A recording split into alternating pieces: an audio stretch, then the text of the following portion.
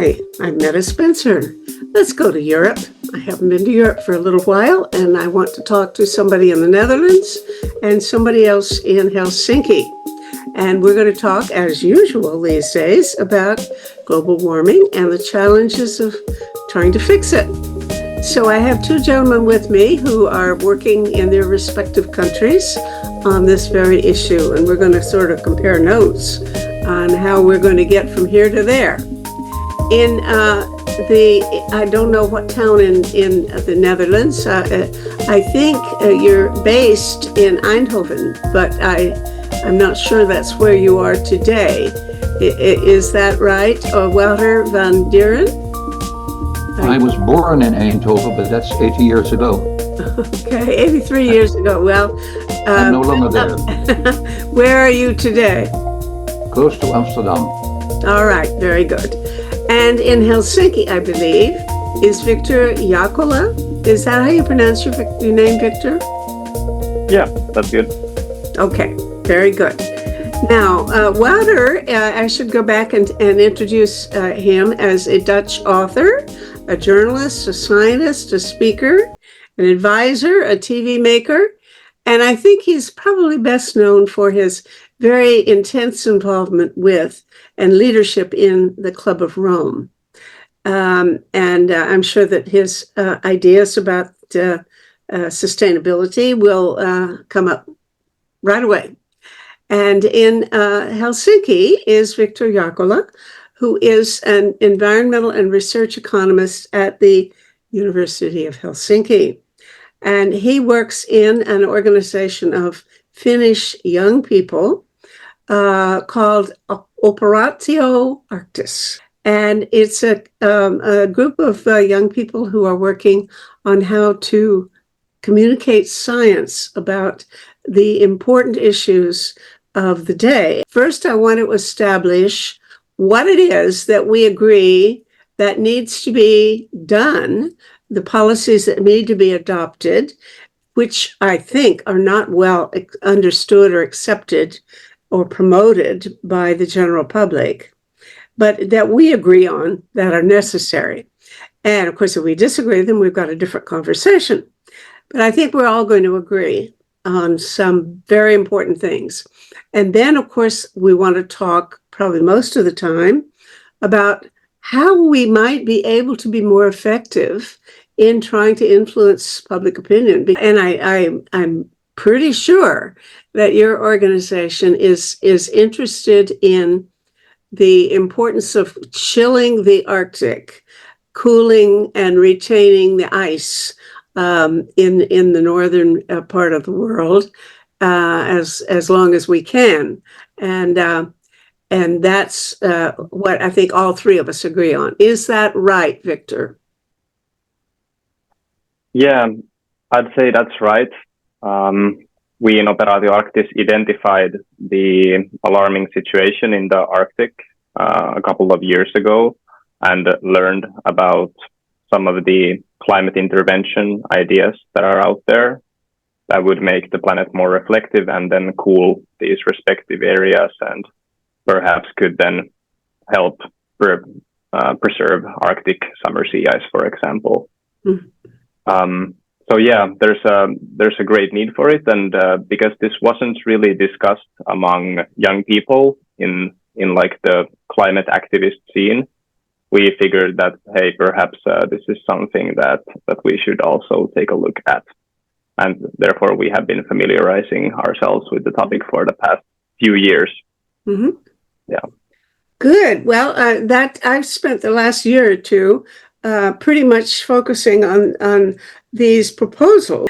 Okay, Wouter, let's pick up where you and I left off yesterday.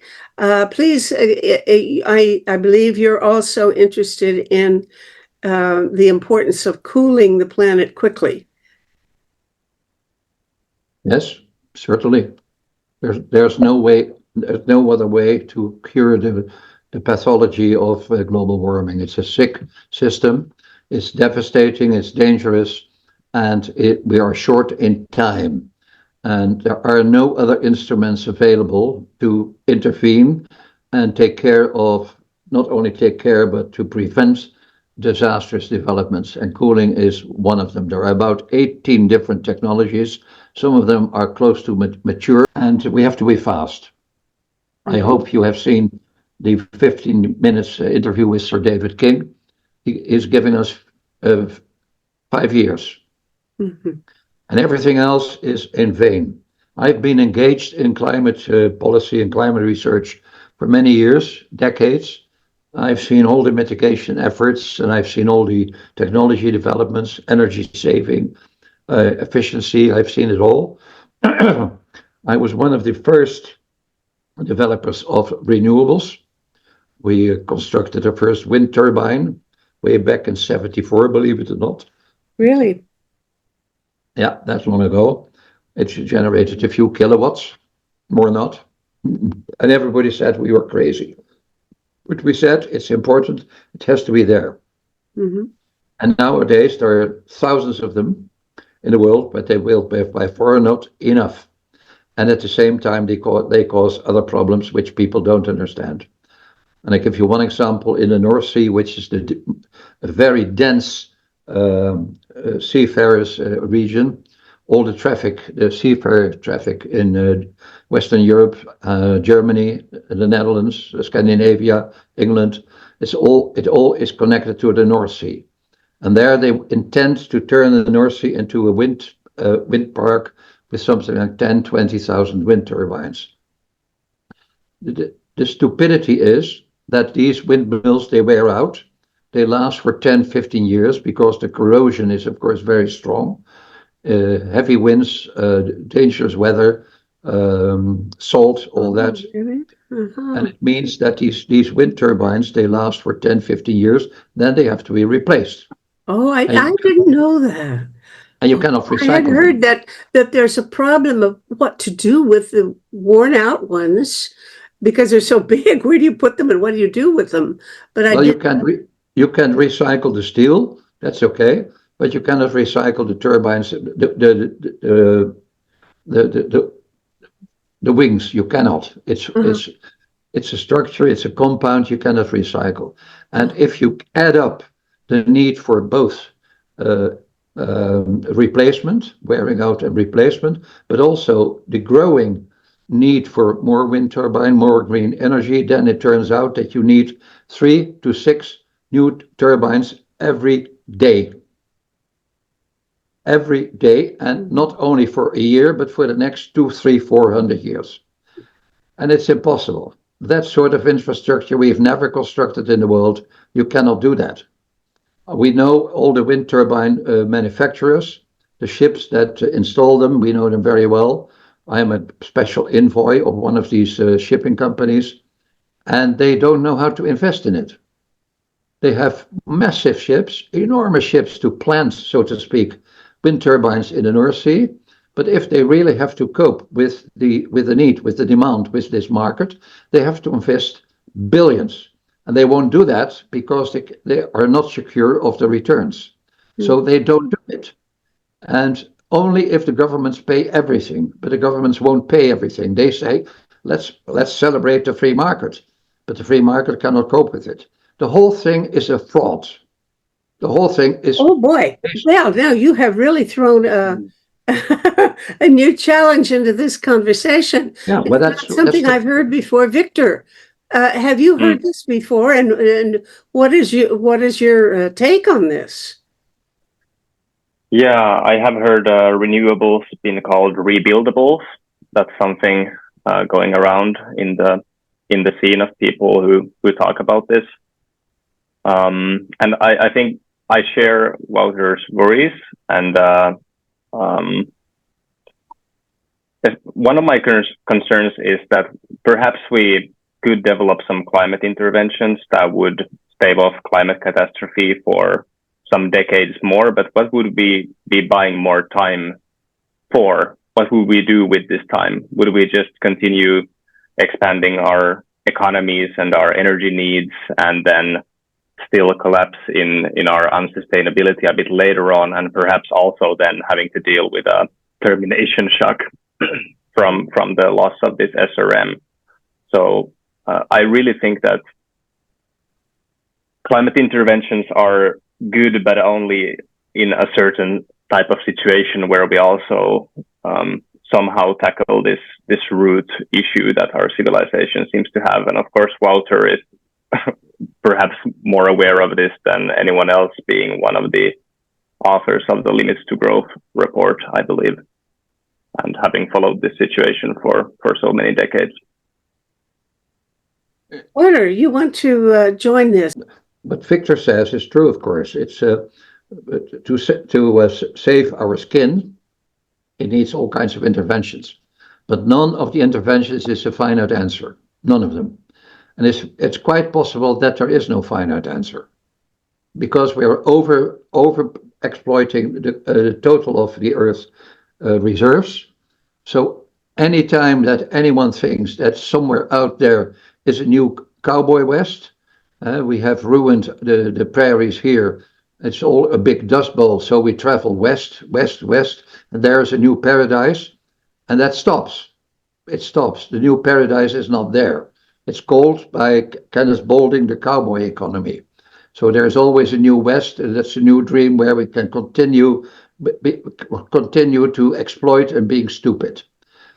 And that is no longer true, because as you travel west, one day you cross the Rocky Mountains, you cross the Pacific, and then you end up in Japan. And if you travel from Japan to the west, you end up in Helsinki.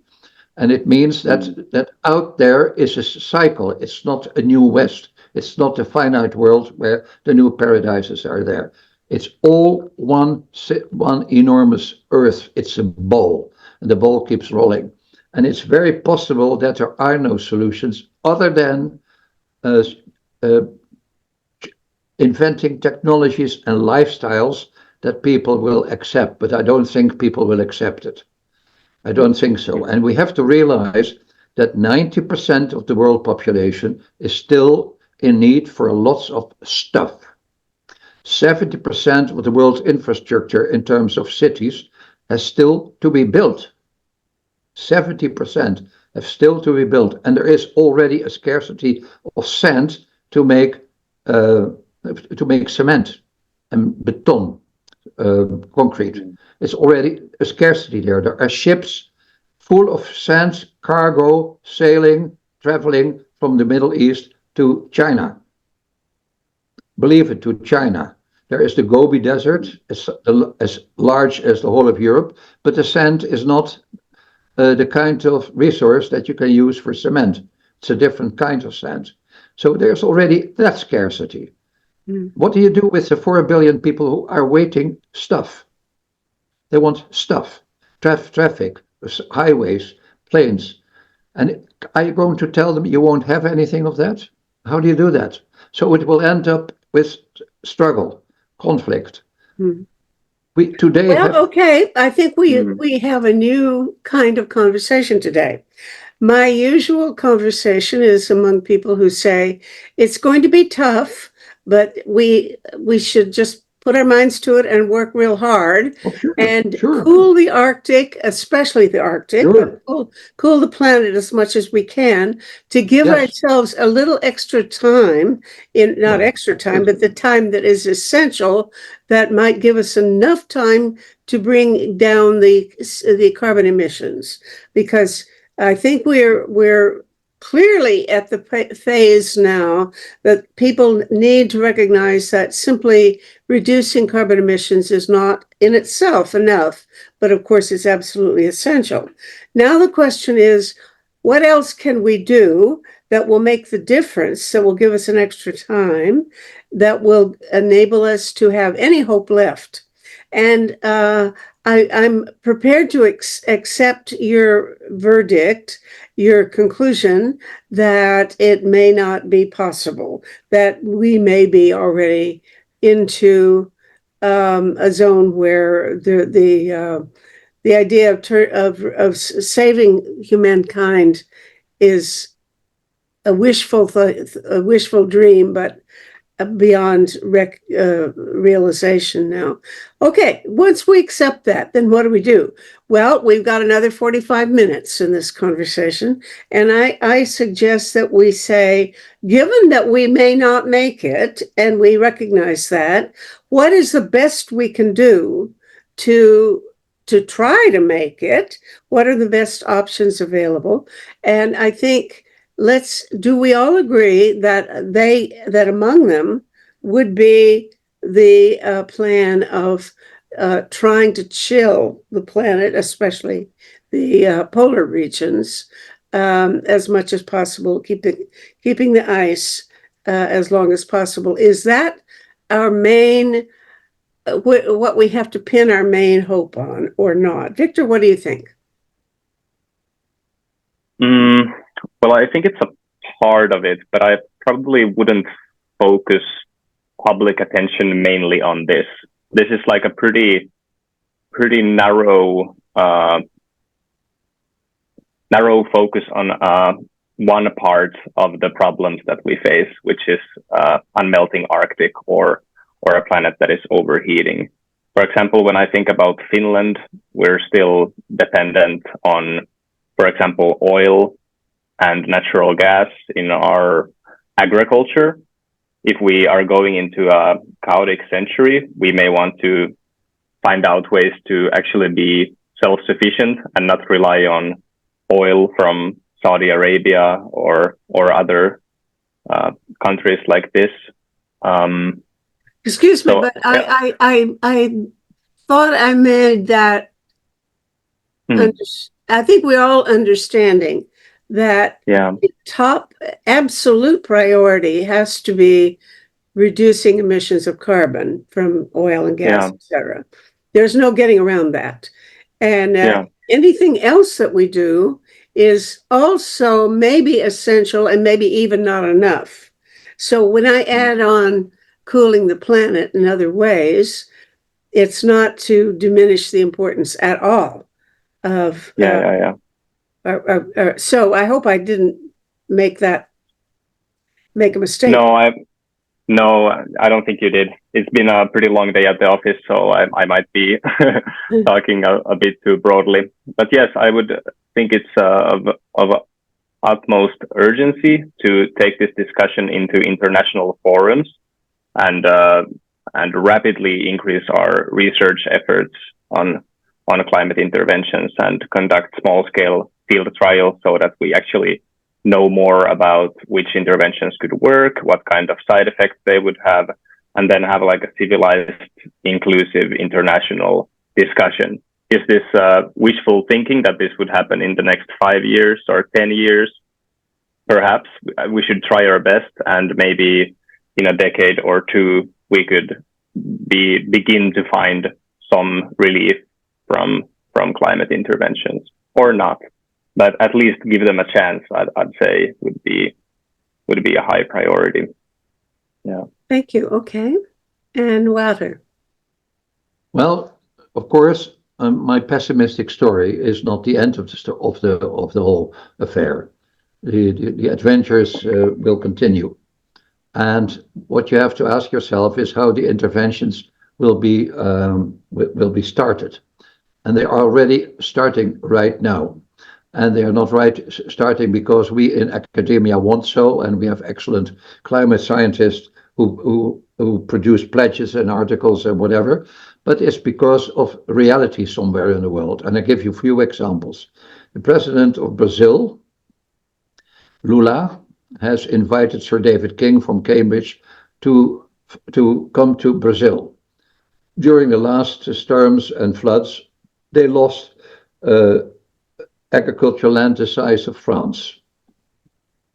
And all the fertile soil was washed away. And it means that agricultural land will be reconquered in the jungle, in the Amazon forest. And Lula, of course, said to Sir David, David, can we do something about it? Because we are ruining the next jungle. And the next jungle, because the farmers, they are a nation in themselves, they're aggressive, they're dangerous, There's very little we can do. And the answer is yes, the coast has to be restored. The whole coast of northeast Brazil has to be restored to withstand the next flooding, the next enormous hurricanes. So there is a possibility, and the technology does exist. It will cost scores of billions, but the soil can be repaired and the coast can be protected. They've never done that. Most countries in the world don't protect their coasts. Look at Miami, it's just a disaster. It's a total disaster. They built their skyscrapers almost on the beach. Think of that. How stupid they are. No. Wow. So that's one example of an intervention. The other intervention is this. In the state of Ghana, fruits are boiling on their trees. Fish are cooked in the sea. The Volta River, which is a very large river, is completely dry, and the hydro dams don't work anymore. So the Ghana people, and especially the very wealthy, they own most of the gold mines in the world. So they have money, and they ask for help. So once the realities in terms of disasters are turned into wishes and demands in terms of please help, technology, investment, then things will change. And your point, Meta, is then can then be realized because that is education. Then people will learn not from theory, from the ivory tower of academics, but from the reality where the poor in the world and the people who suffer. You may have heard that the monkeys fall dead out of the trees in Mexico. Have you heard that? I heard Because of the something heat. about it, Because but of the I don't heat. know what they're falling out of the trees dead. Dead because of the heat. Mm-hmm. Mm-hmm. So it's 50 degrees. No one can survive that. Monkeys can't. The parakeets cannot. The Quetzalcoatl, that's the paradise, beautiful bird. They cannot survive that. So once those realities enter the world podia in terms of please help, we have the money, you have the technology, and here is the education. Because those who don't want to understand, they will understand from reality. And these are realities. And I'm glad with Operatio Arctis, because the infrastructure, the permafrost in the northern parts of the world, Canada, Alaska, Greenland, Finland, Russia, Siberia, the permafrost, if that disappears, there will be hundreds of governments and opinion leaders to say, please help. Our survival depends now on things that you considered not necessary possible, but please help the infrastructure, the permafrost. We have friends in Norway, their railroads are cracking because of the permafrost is disappearing. So that is the positive side, believe it or not, as cynical as it is. The positive side is that from reality, disasters, the next stage of information and education will come forward. This is, well, to summarize, I guess, that when the climate impacts worsen, people will be increasingly interested in climate intervention. And at this point, of course, we would like to have a lot of research, multidisciplinary research on what kinds of effects we can expect from these interventions. But not only this, because the effects will, in many cases, be not only local, but global. When talking about, for example, stratospheric aerosol injection or marine cloud brightening on a larger scale, then you will need some type of forum to discuss this that has preferably been acquainting themselves with the topic for years or a decade or more, so that we can collectively decide on implementing them or banning them. What I'd like to experiment with, because you're right, we need to have some sustained deliberation about the issue on the part of people from the general public, but that's not happening. And I'm doing what I can with these shows to try to get ordinary people to watch, but not many people do, and not as much as we need by all. Anyway, what if, I like the idea of a citizens' assembly.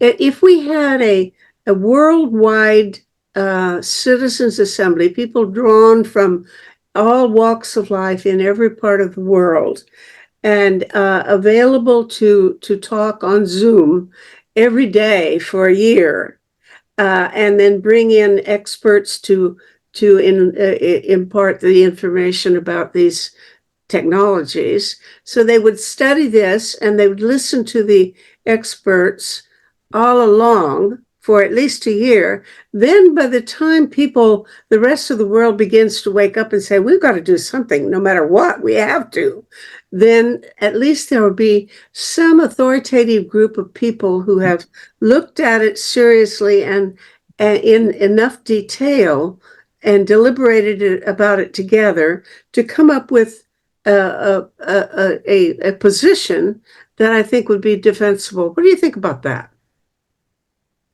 I like the idea. I think that this is such a complicated topic that it's hard to educate the broader public, and I'm not even sure if this is a topic that I would like to prioritize over many other pressing sustainability issues. I don't know if the average person needs to be very acquainted with climate interventions. And this is why a citizens' assembly, a global one, could be a very good idea, because citizen assemblies have been working in specific issues in some countries.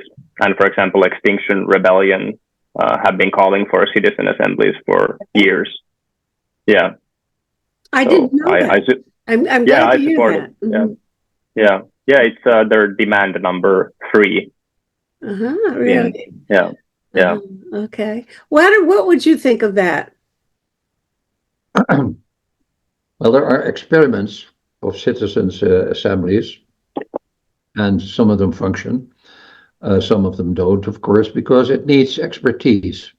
Mm-hmm. And the suggestion and hypothesis that out there is a golden pond full of intellect and knowledge and science insight, that pond does not exist. Mobilizing the general public is possible if the answers are not too complicated. And if you see the list of successes in especially France with a citizens' assembly, which they have done over the last couple of years, then the list of successes is all about relatively simple subjects. I see. Mm-hmm. And energy and climate is possibly the most difficult subject you can imagine. Mm-hmm. The head of the research of the European Union, whom we know well, his claim is that 500 people in the world really understand the combination. And that's, of course, true, because it's extremely difficult, and it's loaded with molecules and whatever, molecules and electrons and exponentialities and desires and growth and all those concepts, which are full of confusion. Mm-hmm. If you ask the best NGOs, tell me something about future energy needs and welfare needs, they don't have the answer because they don't understand exponentialities. Mm-hmm. 2, 4, 8, 16, 32, within a few years, you double everything. If the Chinese economy would grow again to 3 to 6% every year, you know what that means?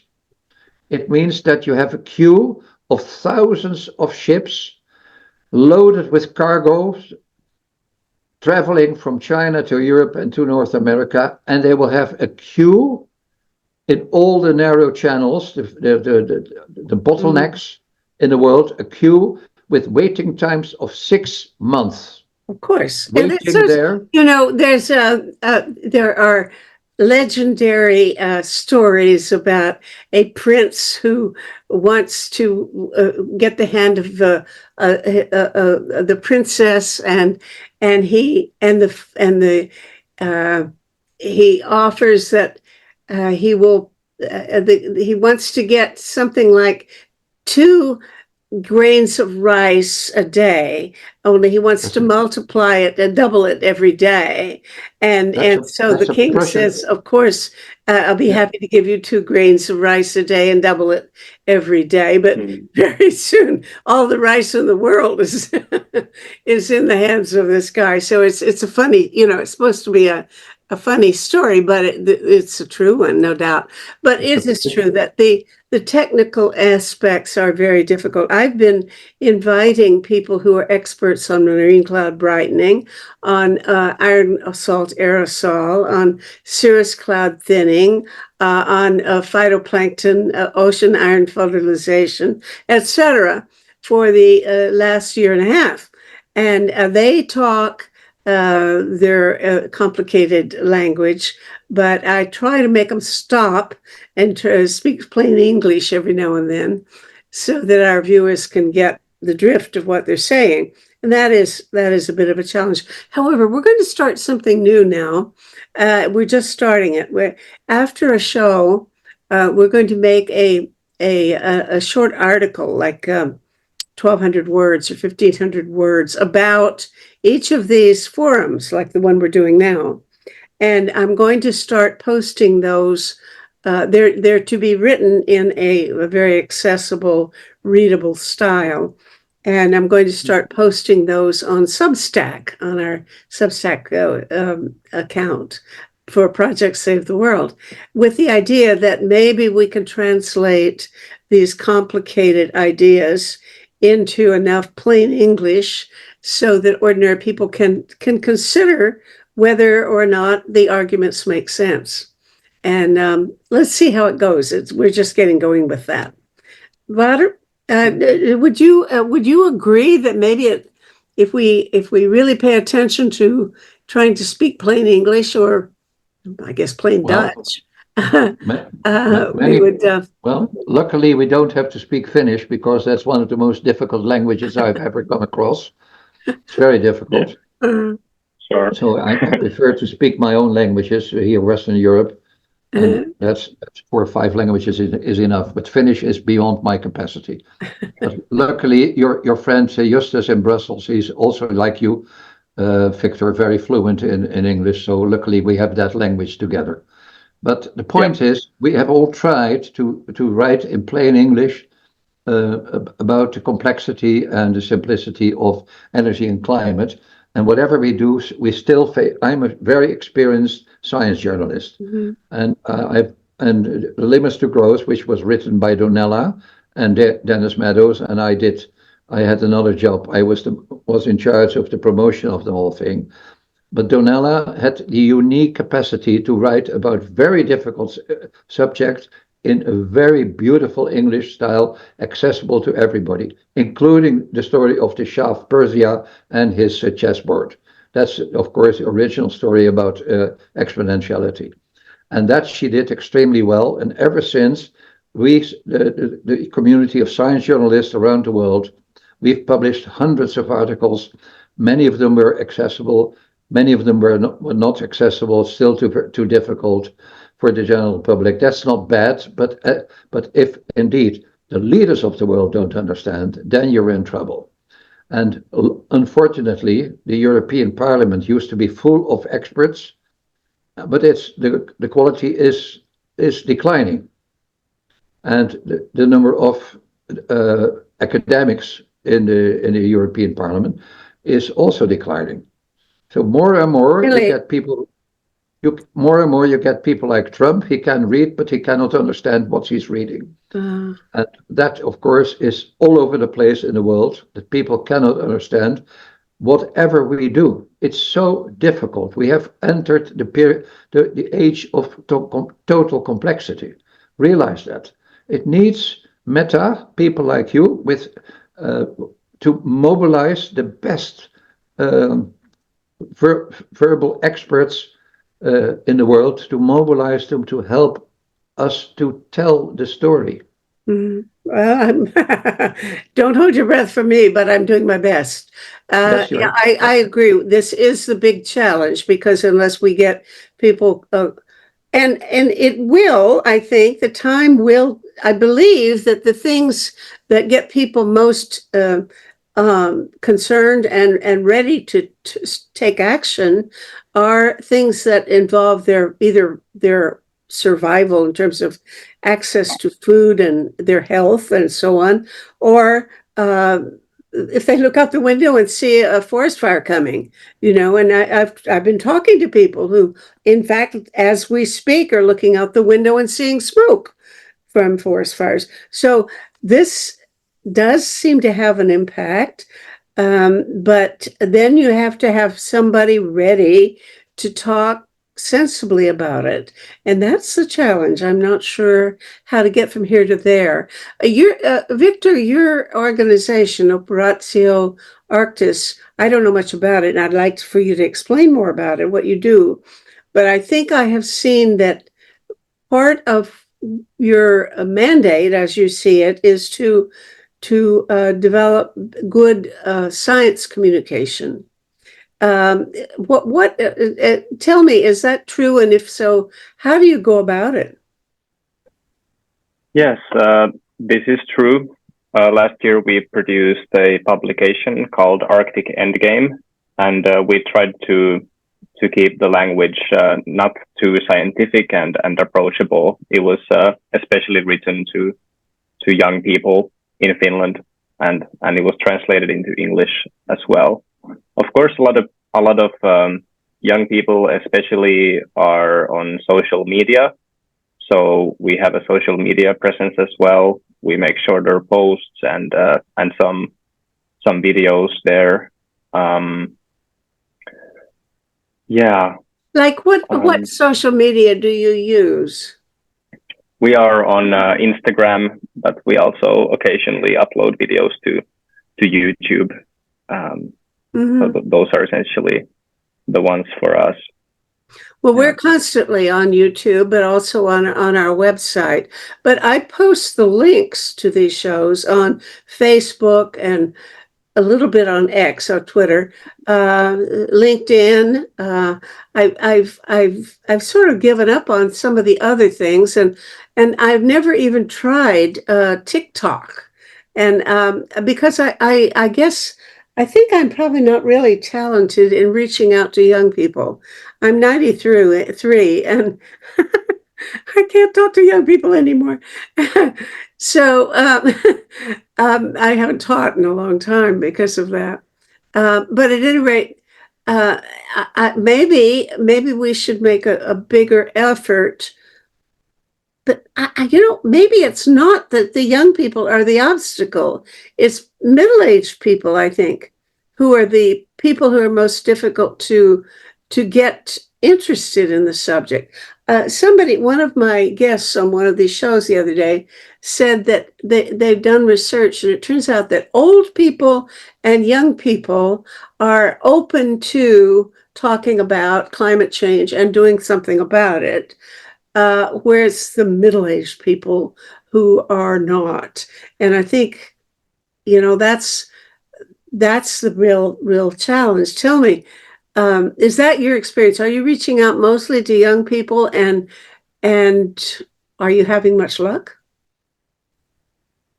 Yeah, I would agree with your observation of young people and old or retired people being most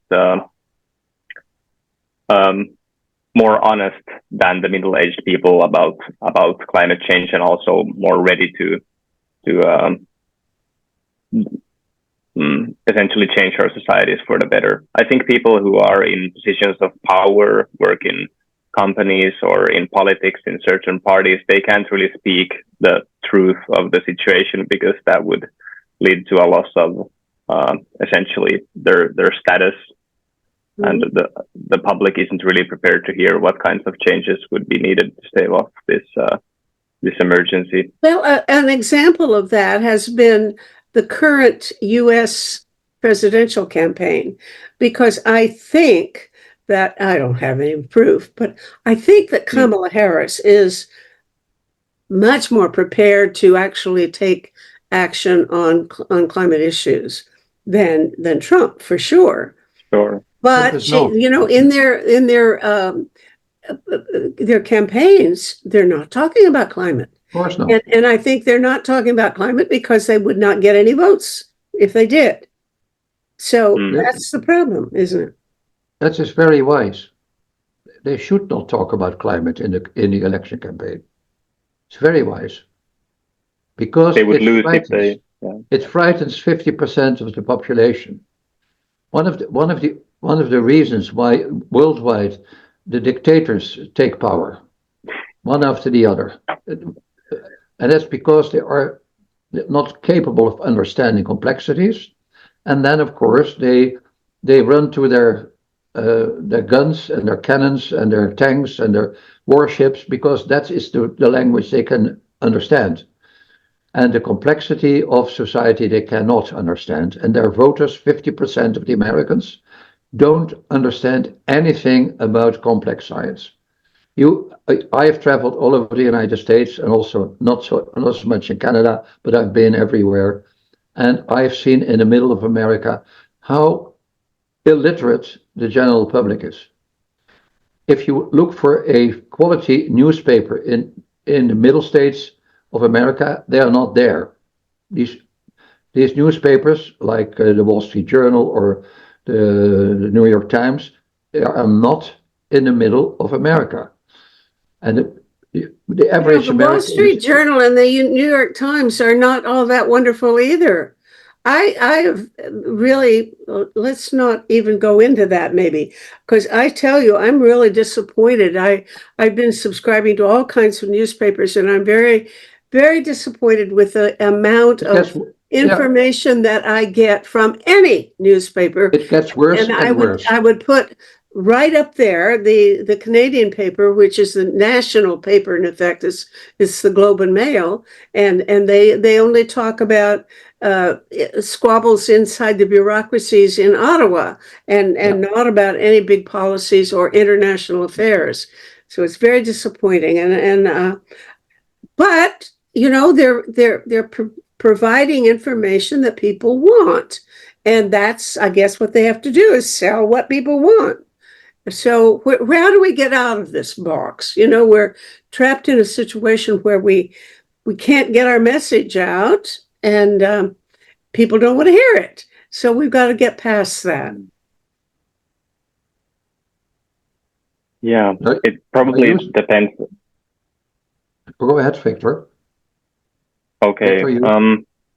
Yeah, I think when it comes to climate interventions, perhaps the most important thing is to get people who are already in the climate change discussions and in the rooms where policy is being made to understand climate interventions better. And this is probably not an impossible task to achieve because they are already very acquainted with climate change in general. Then when it comes to the larger public on getting a broader awareness on sustainability issues and energy and growth and the financial system and interventions, then this is going to be much more difficult. And I don't think that, for example, social media is making this any easier because it's having a pretty detrimental effect on young people around the world with shortening our attention spans and causing anxiety and depression and polarization through algorithms, and it's a very difficult situation to navigate. I'm trying to stay off those platforms myself for the most part. Yeah. Mm-hmm. Well, but you must have, if you're doing science communication, you must have some angle. Tell me your hot tips on what you've been trying to do. Do you have discussions about what are the most appropriate and effective ways of speaking to people who disagree with us, Right. Yeah. Well, I think not being overly confident about interventions, kind of stressing that there are still many things we don't know is important. Just saying, here is the solution, we need to do this now, it creates suspicion, and also it's not true. we don't know everything. I also,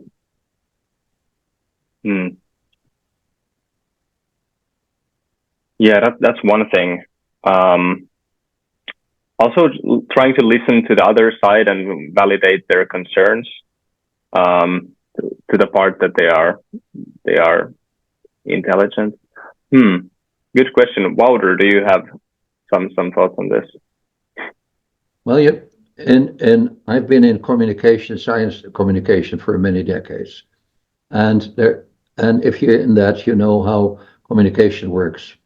There are several famous sociologists, a German one called Habermas and a French one called Foucault, but also some famous economists, and we all explored the facts of information. And we can conclude that in the last 60 years, the general public is better educated than ever before. So something has happened. And that, of course, was I didn't get that, Otter. In the last 60 years, what has happened? Communication. People got informed about subjects they never heard of before. So there is a process that we can identify a process in 60 years where education through television and radio and internet did work. It has worked. And the fact that we are together now in thousands of miles away from each other means that there is an education system which is wonderful. And I recall a fantastic time we stood somewhere on the big wall in China with our iPhones, and we called our grandchildren. So all over the world, you have a little apparatus, and you can communicate. Mm-hmm. So that's beautiful. Mm-hmm. There is a system that works, but what you also need is authority, and therefore education usually works only well if you accept the fact that authority is a hierarchy. So it begins with the opinion leaders. We had several conferences of the Club of Rome in the Vatican with the Pope. So there's authority. And from the Pope on through the cardinals and the bishops and we, the footfolk, we could communicate with enormous masses because the authority was there, the hierarchy was there. If our king, our former queen, Beatrix, she was a member, she is still a member of the Club of Rome. So if she speaks out, people listen. Her son, who's now the king, he's not clever enough. But she is clever, and because she is the queen, people listened. We made Gorbachev member of the Club of Rome in '94. And he spoke out. We had him in many conferences, and because of the hierarchy, people listened. So you need hierarchies. And an important example. Sorry, but the hierarchy should be scientists, right? The most. No. You don't need scientists per se. You need people with credibility, sincerity, and reputation. Well, what about pop singers or something? You know this. Yes. Yes. What about this woman? What's her name? The one who came out and as made a big splash by endorsing Kamala Harris. Taylor Swift. Yeah, right. Now I don't know why she has authority, but is that kind of authority of any value to us? Yes, that's authority. So we should try to get Taylor Swift to speak up in favor of geoengineering? Yes. Well, that's a thought. Now, I tell you, that absolutely never occurred to me.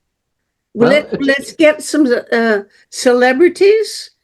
Now, are there negative celebrities? There must be people that you don't want to have endorse you. For example, I don't think I would want to have Elon Musk endorse anything. I think of course not.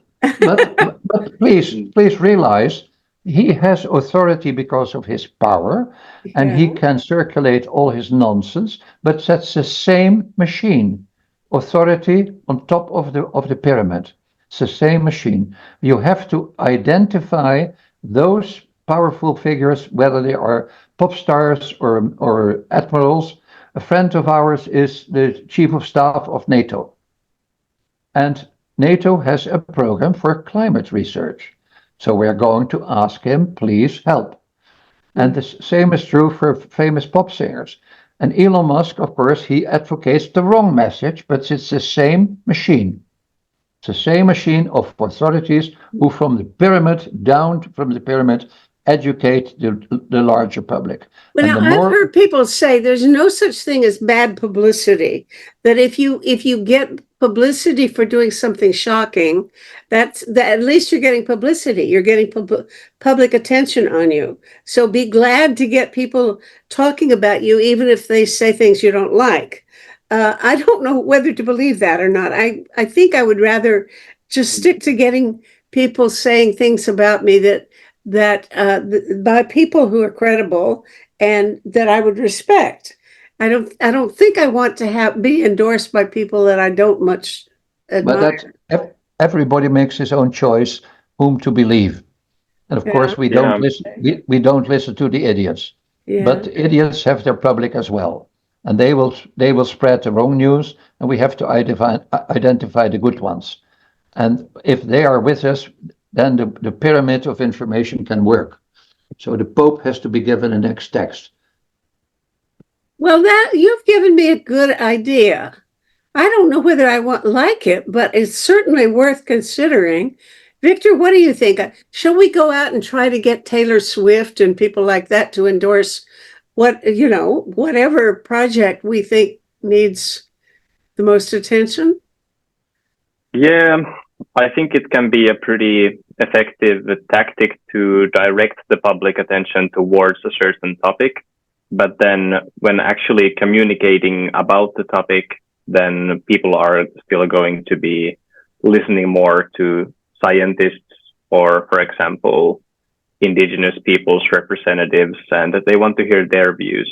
Some studies are showing that, for example, young people isn't really a group of people that people are interested to hear from regarding climate interventions. Really? People would rather, yeah, it kind of makes sense. I mean, they would rather hear it from scientists who are credible, have studied the topic, so they know they are getting the best information. And I don't think that Taylor Swift would do a too good job at convincing people that, for example, stratospheric aerosol injection is safe or whatever.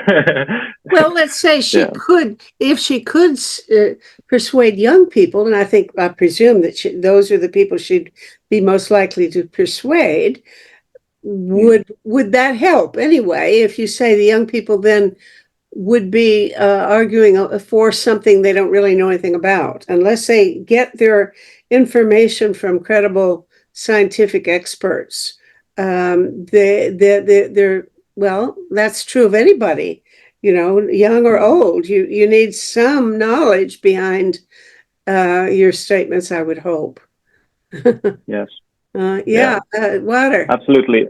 Maybe to continue, you were mentioning that the thing about bad publicity, it's a little bit difficult to control. I know Extinction Rebellion had some trouble with this because, of course, they have been blocking roads to get attention to the climate and environmental crisis. But then, of course, they can't control what the media writes about them. And the media has then been mostly focused on how many police are out there, how many are arrested, what kind of disturbance are these activists causing, and not really on why they are protesting in the first place, which of course is unfortunate. Yeah, that's why I refuse to speak to their occupation. They invited me to speak out. And I said I don't do it for the reasons, Victor, you mentioned, because it's the riot in the end which gets the attention rather than the content. The occupation being, the Gaza thing, or what? Well, they occupied, of course, the highway. Oh, the Extinction Rebellion Act. Yes. Uh-huh. And a year ago, they asked me to speak at their event. There were 30,000 people on the highway, and I was considered the mentor of the environmental movement. So please, will you speak out? And I said no, because the interest in the world is about the riots and not about the content. So it's Well, so, you could have changed that perhaps. yeah, but I was also I did not agree with their content, believe it or not. They were talking about subsidies of fossil fuels. There's only one sector in the world that receives fossil fuel subsidies, which is air traffic. But the rest doesn't get it. The rest is not subsidies. It's a very different economic system, which is organized by, which is not organized, but which of course flows on fossil fuels. It's not about subsidies. It's about all kinds of political reasons why the prices are what they are. And anytime there is a subsidy in terms of energy security, that is about a political need. Because if the general public is devoted to climate change, they will not accept that their houses are not being heated during the winter. Then the whole thing turns against the But now look here, protest. Wilder, I'm not sure I agree with you because, we have this thing, for example, pipelines. The Canadian government bought a trans something pipeline, which costs, I think every Canadian is paying something like $700 a piece to pay for that pipeline. And of course, it's a very bad idea. Now, that has to be considered a subsidy, whether or not you call it that, I'm not sure. Yeah, you can call it a subsidy, but you can also call it a political security, because otherwise the public will revolt if the energy if the energy doesn't flow one day. You can also call it a political need to secure that the energy is there. Both things. I've been to the tar sands, Meta. I've seen the whole place, and I know about it. And you're absolutely right. It's very disturbing, but at the same time, can be a political reason. Because in the past, over the last 10 centuries, if the bread was not there, the general public would revolt, and they would decapitate the king because the bread was not there. So if there's no bread or the house is not warm, then you have political trouble. Okay, let's make a list of people who are celebrities that we think would be credible and would be a real asset if we could get them to speak out. Now, I kind of think that's an interesting challenge. I've never thought about it before. Who would be, let's say, George Clooney? I think if George Clooney says something, everybody respects George Clooney, right? So let's go get George Clooney. You can make a long list of very good people who could do that. And of course, our famous, the Titanic star. Leonardo DiCaprio. Leonardo, he is subsidizing with tens of millions renewable energies. And you need lots of international people who could do the job. And there are, of course, perfect people who would like to join us.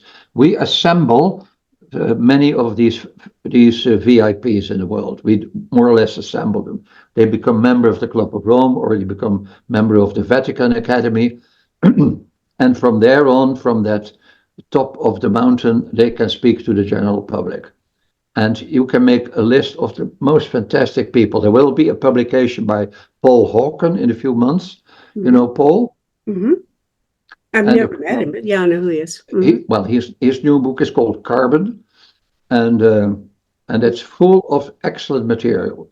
So Paul, he's an authority, and he's not alone. There are hundreds of Paul Hawkens in the world who should be together. Well, I'm thinking in terms of celebrities, but there are celebrities in every field. We could get a musician celebrity.